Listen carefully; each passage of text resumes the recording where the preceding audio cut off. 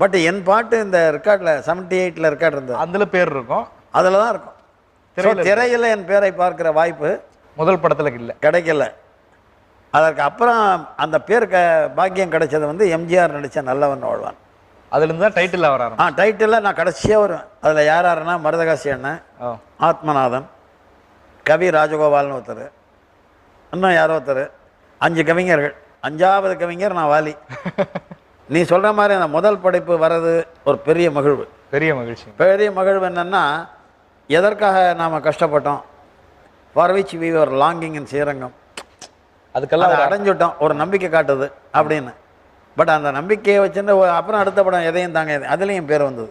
அதில் ஒரு பெரிய பெருமை என்னன்னா, பட்டுக்கோட்டையோட என் பேர் வந்தது. பேர் திரையில் வர்றது இருக்கட்டும், பேர் வரணும்ல, மக்கள் மத்தியில் பேர் வரணும். அதுதான் நீ என்ன கேட்கணும். அதை நான் எவ்வளோ பெரிய முட்டாள் பாரு.